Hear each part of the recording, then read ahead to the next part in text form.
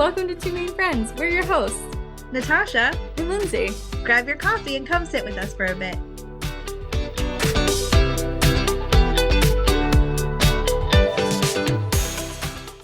It doesn't feel like it, but it's officially spring in Maine. It really doesn't. I was very disappointed yesterday, and I should have known better than to get my hopes up for a warm Easter. But it was like 37 and raining, and it was so like raw. You know what I mean? Like Yeah. that like wet, damp, bitter cold that's like unpleasant. Yeah, no, I agree. And did you have the big raindrops? Those are my favorite. I didn't enjoy the rain yesterday, but I love the thick raindrops that you just hear pounding on the roof. Yeah, there were some times like in the afternoon that it sounded like it was just pouring like crazy, and Open the it was floodgates. pretty loud. Yeah. Yes. Well, springtime brings spring cleaning. And I don't know about you, but I have a very bad attachment disorder to items in my house. I have a hard time getting rid of clothes. See, I can relate because we're about getting ready to move.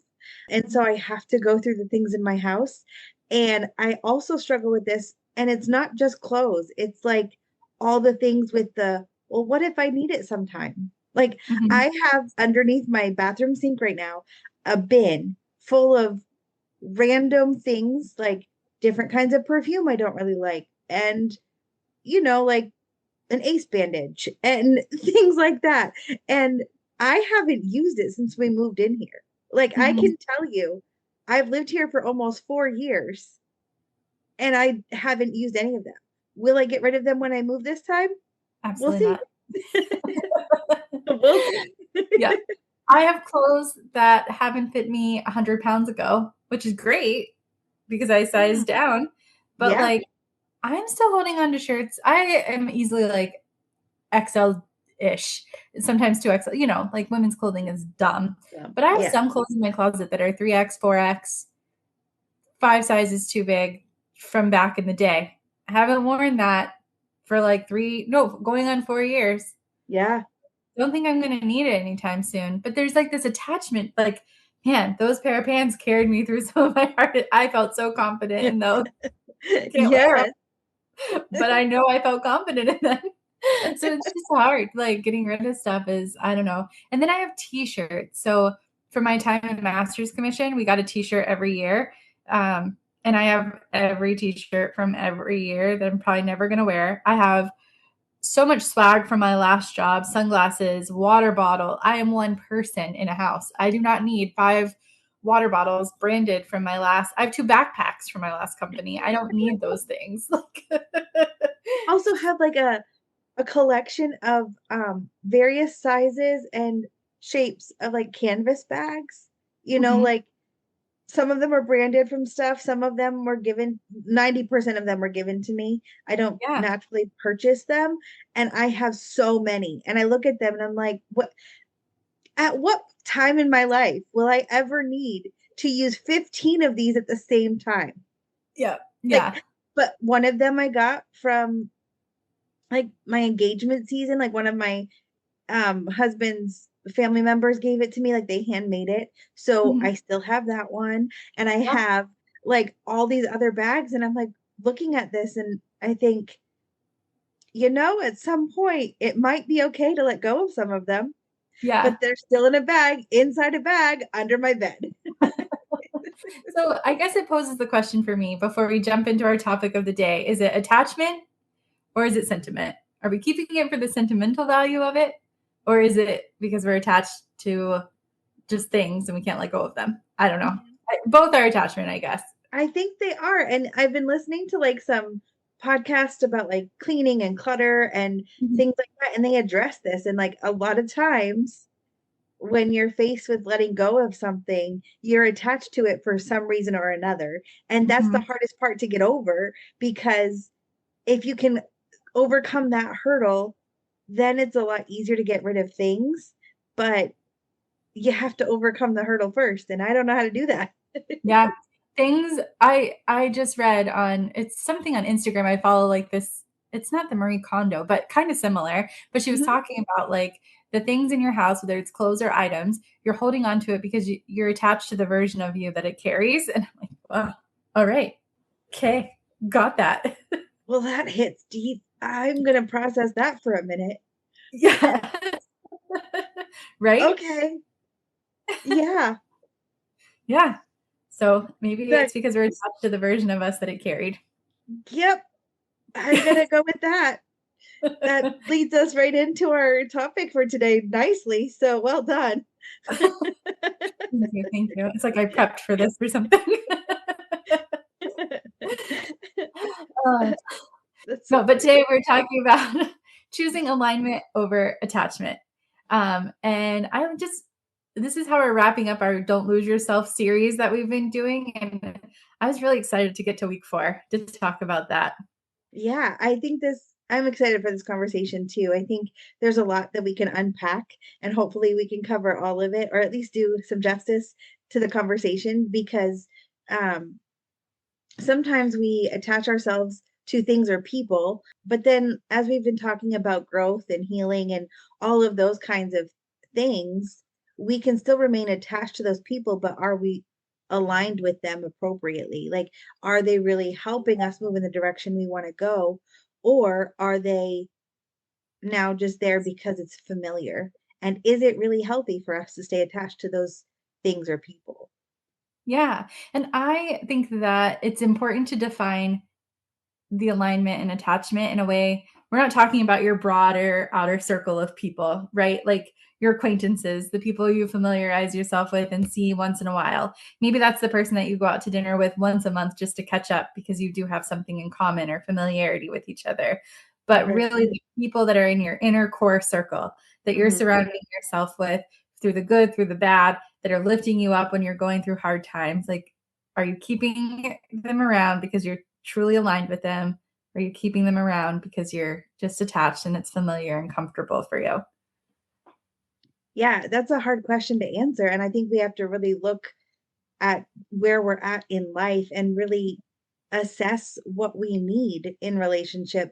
But also, I think that between the two, attachment and alignment, one's more emotional of a Yeah. response. Like, if we're attached to something, it's more emotional. Like we were joking around about the stuff that we have. Like that's an emotional response to Mhm. whether it is, if it's the version of ourselves that needed it at the time, right? Or if we're aligning ourselves with intention and with purpose, that gives intentionality to how we make the decision, right? So if I'm intentionally trying to downsize because I'm moving, I'm going to look at that stack of bags and say, okay, let's keep 3 out of 15, right? Mhm. Um, and that's just a simple practical thing. But when it comes to people in our life, we have to be intentional about who we're surrounding ourselves with, because as we grow and as we heal as human beings, we're going to grow in different aspects of our life. And are the people we're surrounding ourselves with pointing us in that direction? Are they helping us get to the places that we want to go and reach the goals that we have set out to reach? And that is an intentional response, and we're not surrounding ourselves with people because, well, they're familiar and I just really like them. Yeah. I think that it's easy to fall into comfort, right? And familiarity. But when we're being pushed to grow, we have to get out of our comfort zone. There's no other way for it. I don't know if this is a true story or not. I'm going to be honest, but I had a leader one time when I was in masters, and she would always tell us that an eagle, in order for it to fly, it like puts uncomfortable things in the nest to make it uncomfortable, so it'll want to get out of the nest Oh, and leave and fly. Again, I've never fact checked that, but I always thought it was a cool story regardless. And I think that in our relationship, sometimes we start to become a little bit uncomfortable. That's a great sign for us of, are we really aligned with them? Do we really like each other right now? Like, is this a comfortable space for me to be in? And if it's not, it's okay to grow away from it. and it's not always easy to come to terms with that, especially if you are comfortable, right? Mhm. Like it's easy to be surrounded by people that are familiar, but if it's not moving you in that direction, like we were talking about, then sometimes you have to look at it and evaluate, right? Like, am I sharing this with this person because we have a lot of shared history and we've walked through a lot of seasons of life together, or do we have shared values that go deeper than just, oh, we've been friends since 2008 and we're going to stay friends, like are our values still the same? Do we still want the same things in life? And those things we have to look at to make sure that we're on the same page.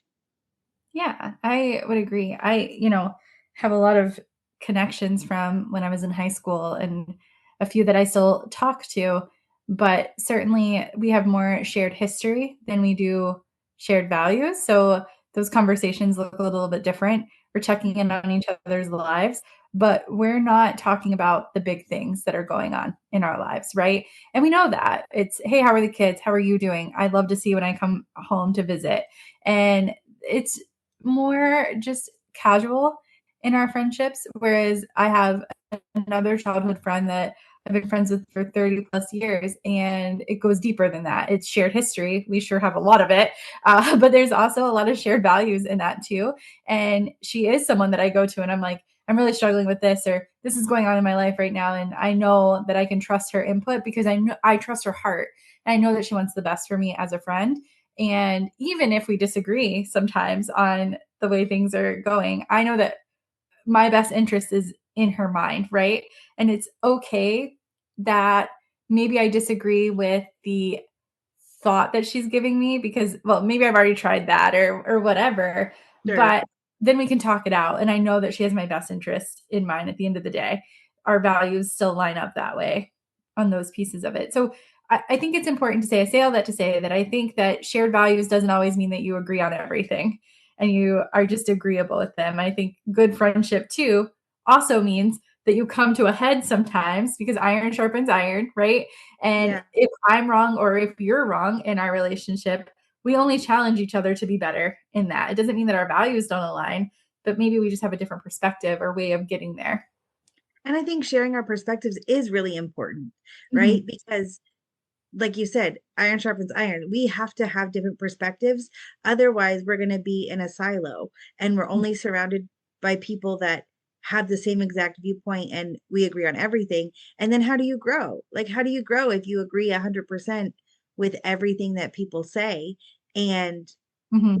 I think that having different perspectives is important and valuable because we need that in order to really think through, like, why do I believe this, or is that something I stand for? Do I like see where they're coming from?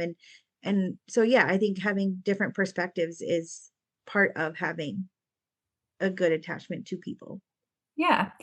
I think also to play devil's advocate to what I just said is that also when we're growing and we start to feel those relationships change or shift, and maybe we're not as close as we used to be, that's also us defining our values and defining our morals and our stance on things.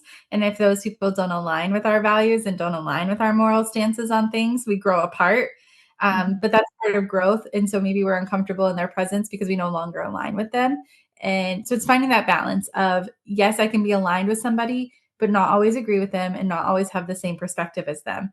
But I also may not grow closer to a person if our values don't align in a way that um, helps me grow in my moral integrity or stay focused on my end results of things. If it's distracting me from being a better person or getting to the end goal that I'm looking for, that might be a relationship I start to evaluate and say, is this worth investing more time into? Yeah.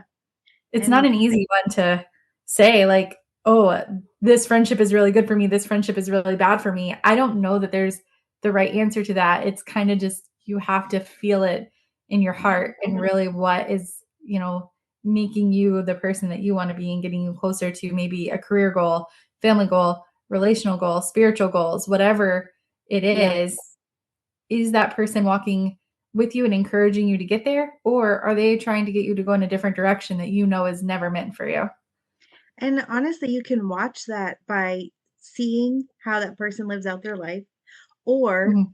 hearing feedback on like not in a bad way, right? Like we're not gossiping, but like when people have feedback on like, oh well, this I hung out with this person and I left just feeling gross, or like we only talked about other people, or you know what I mean? Like, And I've been in those scenarios where you just kind of watch somebody and then over time who they are comes to light and you realize I don't want to be aligned with this person because all of the feedback that I've heard is negative and I Mhm. don't want to be aligned with that because I don't want to be guilty by association, right? So then you Right. kind of put them at an arm's length. I'll be friendly with you and I'll say hi and whatever, but I'm not going to go into the depths with you and share my heart or my struggles or give you access to my life in that way because the feedback that I'm receiving and what I'm watching is the opposite of what I value. And so I'm going to protect my not only my reputation but what I value as a person by distancing myself from how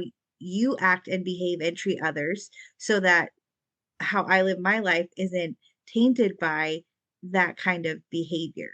Does that make Mhm. sense? Did I say that? Yes. Yeah. And I think like not even having to hear the feedback, right? Like if you're sitting in the room and you're seeing this person act that way and talk Mhm. negatively about other people or just come off in a way that doesn't feel or settle right with you, Right. put the distance there. Get, and really address it with them first. If it is a friendship that you care about, say, hey, like you said this about so and so, and they weren't in the room. And it made me not feel great and kind of talk it out. I've definitely have been the person that have sat in rooms with people that were supposed to be of a loving nature, accepting nature, there for people. We were in a very people organized industry Yeah. and have nothing kind to say about the people that we were surrounded with when their Mhm. backs were turned. And I remember walking out of that room feeling, as an employee, as somebody serving alongside of you, I don't even feel that I can trust you.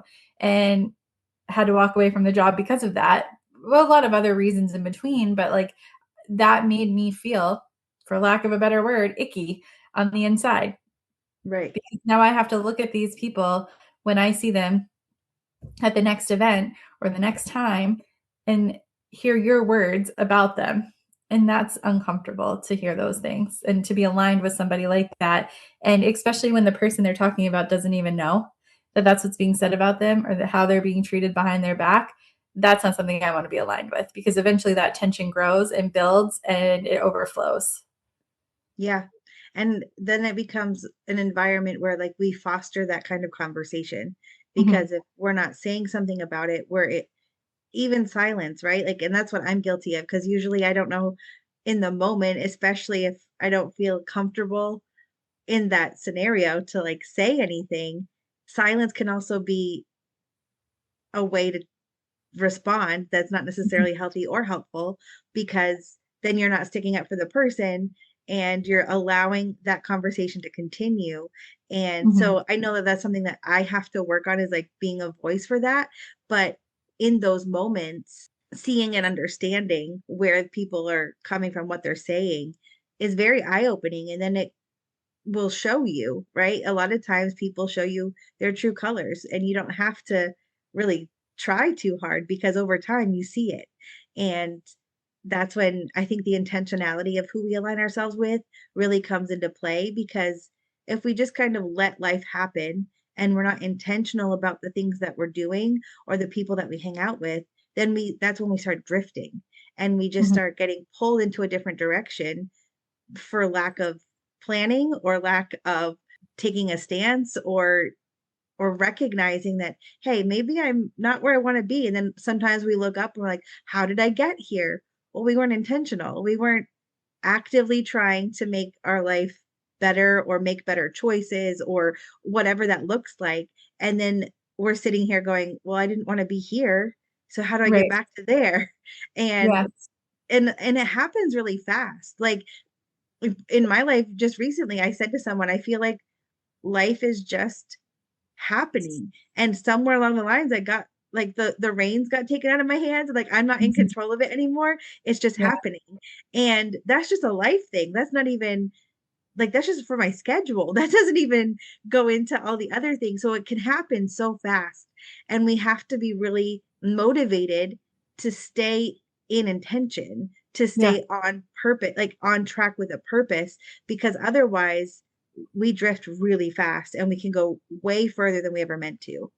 Yeah, no, I agree. I I had a leader who used to always say, "Show me your friends and I'll show you your future." I used to hate that saying I so heard much. it all the time growing up too, and I was like, okay, I get it. Like, I get it. But so then I recently read a leadership book and they said, and it was talking about more in the corporate world, but I think it can be applied to relational, relationships outside of work too. It said, show me the 6 people that you surround yourself with at work. So show me the 6 people that you surround yourself in your personal life, and I'll show you how far you're going to go.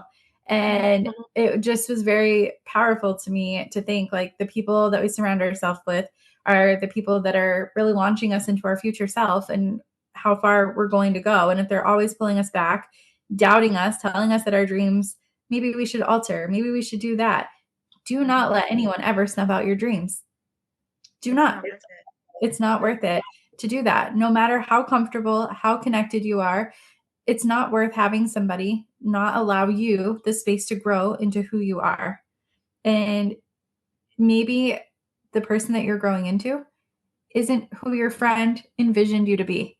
But if they're truly your friend and they truly want to see you grow, they're going to allow you to step into the space just like a baby giraffe stumbling around for the first time and let you figure it out. And they're going to be there whenever you fall and mess up because chances are we're gonna we're gonna mess up. It's just reality. But as Yeah. long as we are growing in a way that's not harmful to us as a person, as a being, and harmful to the people around us, we deserve people to just support us and let us walk it out and be clumsy if we need to be clumsy. It's so true. I'm so grateful that I was able to be in a space when I was young, right? Like 19, 20, 21, that Mhm, did that so well. Like, mhm, not only did I feel empowered to be the leader that I needed to be, mhm, but I also had the space to like make mistakes and it was okay. mhm, And it was a safe place to learn how to grow.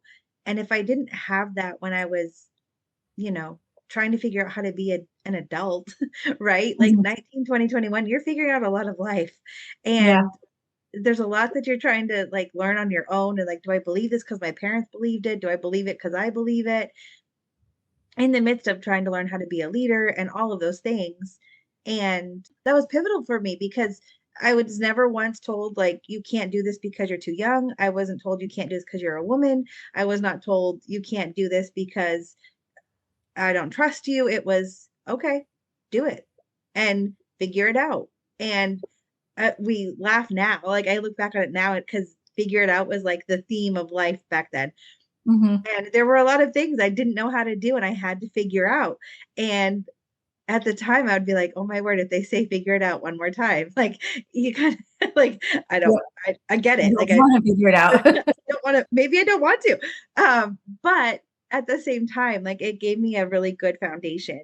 Mhm, And on the flip side, being in environments where you have to make yourself small mhm, or adapt to fit where you are because you're not empowered to be a leader, or you're not empowered to have a voice at the table. You're just mhm. kind of there to fill a slot, Yeah. or to punch in and punch out. Like those are really hard moments. And if you find yourself in those moments, maybe it's been years, maybe you don't even recognize that you're being squished anymore because it's just how you've adapted. And Mm, I've also felt that too. And you have to get to a place where you can have the time and the space to evaluate that and then process it so you can get to an environment that will help you grow and not squish you, because nothing is harder than feeling like you have way more to offer than when you're inside a box with a ceiling. yeah. Yeah, no, that's so good. I think that you have to I like what you said about evaluating, you have to. And I think that we can only evolve by evaluating where we are. And Mhm. that's a constant process. We're always evaluating where we are so that we can evolve into the next version of who we're supposed to be or the next, whether it's your career, your relationships, like you're always evaluating where you are and where you want to be. And that comes with intention, right? Like that Mhm. goes back to our whole thing with aligning, right? Like you have to be intentional. And if you're not intentionally looking at your life, where am I going? What am I going after? Who am I pursuing? Why am I pursuing that?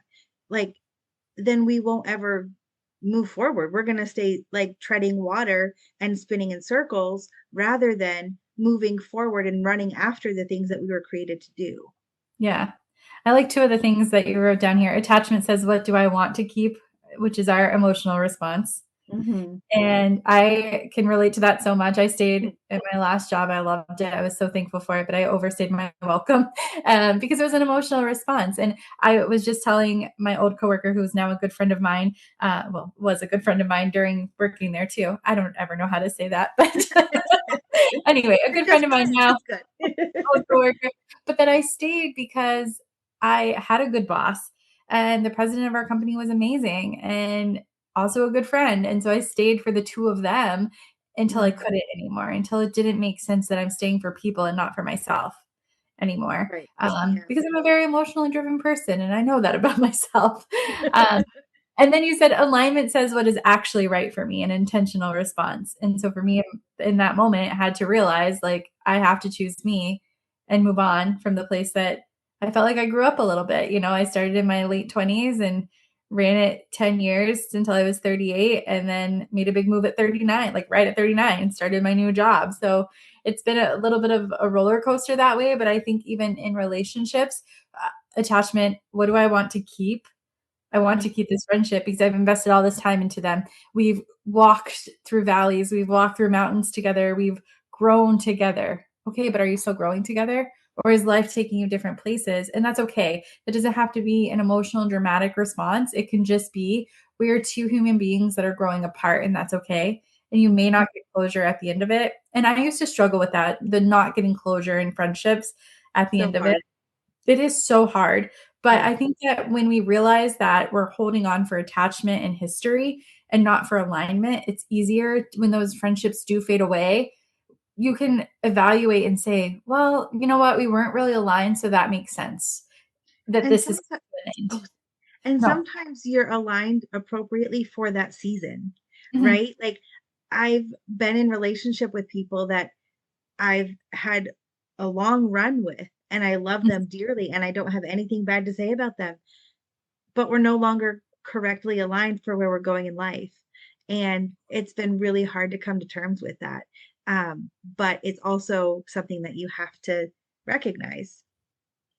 I think that goes back to the beginning of our conversation with clothes or items in the house. It carried us through a season, and Mhm. sometimes friendships do the same thing. They carry us through a season. And I have some friends and some past relationships that I'm so thankful for because if it wasn't for them, I wouldn't be where I'm at right now. Mhm. I wouldn't be the Yeah. person and the version of myself because they poured into me something during that season that I needed that I was lacking. And I'm so grateful for them, but I don't Yeah. talk to them anymore. But if I saw them on the streets, there's no bad blood there. It's just we grew apart. Life looks different. We live in different areas. Yeah. Things change, and that's okay. But you can still be so thankful for the value that they added to your life during that season and the part that they played in your life. Absolutely. There's value in each of those seasons, and Mhm. there's value in those relationships. And I can think of several people off the top of my head that that's the case. Like when my husband and I were first married, we had a couple friend that they'd come over and play games, and we would hang out, and I would get coffee with her, and we'd have great, real, deep conversations. And I was always so challenged by her. Like when we'd like leave, I'd like really be thinking about what we talked about, and that was exactly what I needed for that season. And then they moved to a different state and we started our family. So I was having our first son at the time. And I think it's been like 10 years now.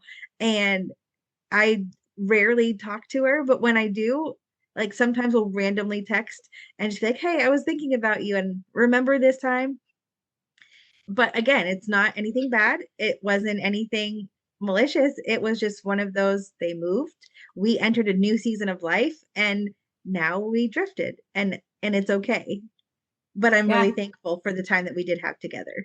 So I think to wrap it up, it's just to kind of summarize all of the thoughts that we've had. Yeah. Why do we choose attachment? Fear of losing people. We I think that sometimes, and I'm guilty of this, we collect relationships like we're collecting coins. Like we just don't want to get rid of it because it was valuable to us at one point. Right. And the what ifs, and what if we don't want to be alone? What if what if things change down the road or whatever. Comfort, they're kind of like our security blanket because we invested so much time in them. They know a lot about us. Or maybe we invested our identity into them and we find our identity based on the people that we surround ourselves with. And if that's you, I would challenge you to find your identity in yourself. Figure out who you are, figure out what drives you and your purposes. Like, what do you stand for? What are your values? What are your moral? What is your integrity? And who are you as a person, and not allow people to define that for you. And then confusing familiarity with purpose. It's so easy to be comfortable in the familiar and lose sight of the bigger picture. What are we here for? And I think we could ask ourselves, where have I stayed loyal to something that wasn't actually good for me? A job, a friend, a family member, dare I say it, it can happen. You have to be bold, be brave, and choose the best for you. And only you can do that. That's a wrap on this episode of Two Main Friends in a Podcast. Follow us on Facebook or Instagram. You can also send us an email at twomainfriends@gmail.com. And as always, leave us a review wherever you're listening.